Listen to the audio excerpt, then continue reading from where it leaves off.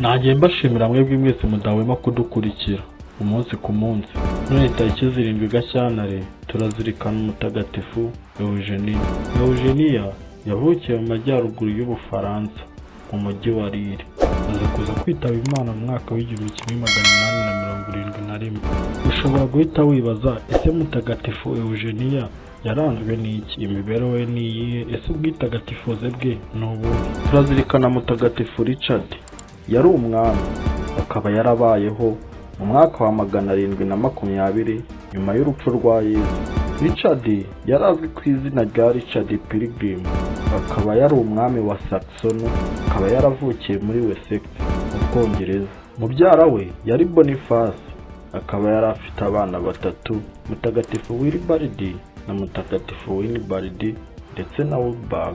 Ubwo Willibrord yarwaraga, Richard yaramusengeye cyane, aza kuza kumushyira mu kiringiti, none arangije amujyana ku nzu hejuru yitaruye aho bari batuye, nuko umwana aza kuza gukira. Ubwo Willibrord yakuraga, niwe wemeje yuko se ajya mu batagatifu.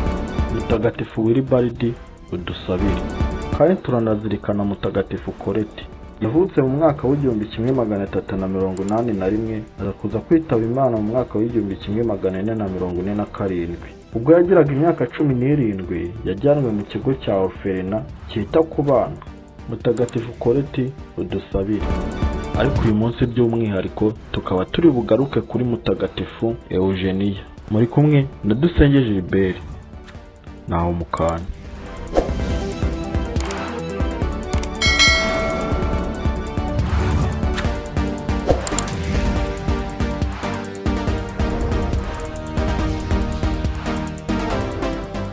Kuwa 25 Werurwe mu mwaka w'1825, akiri muto yakunze roho zo mu purgatori ndetse akiyumvamo ko akunda abakene ku buryo burenze. Arangije kwiga, yihatiye kwigisha gatigisimu abigishwa muri paruwasi yabo. Kuwa 25 Ukuboza mu mwaka w'1856 yashinze umuryango w'abihaye Imana usabira kandi wita kuri roho zo mu purgatori, abifashijwemo n'umwepiskopi wa Arles, mutagatifu Yohani Maria Vianney. Uwo muryango wasabiraga kandi ukita ku bababaye bose, abakene, abarwayi, roho ziri mu isukuriro purgatori.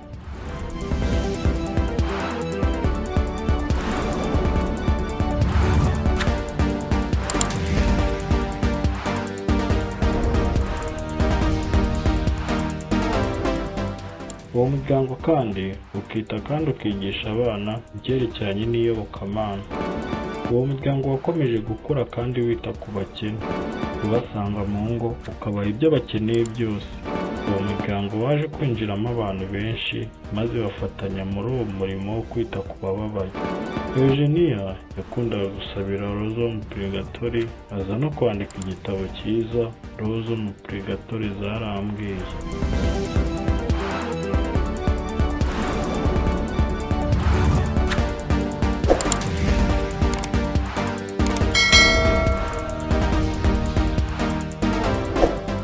Yitabye Imana mu mwaka w'1871 azize uburwayi bwa kanseri. Yagizwe umutagatifu na Papa Pio wa 12 mu mwaka w'1957.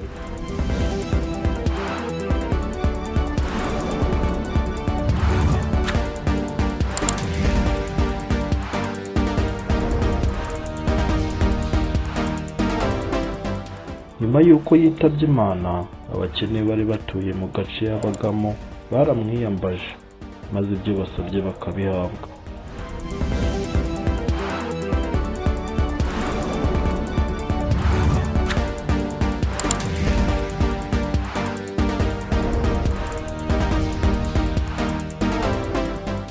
Mutagatifu Eugenia udusabire. Mbonera no kwifuriza umunsi mukuru mwebwe mwese mwitwa wa Eugenia.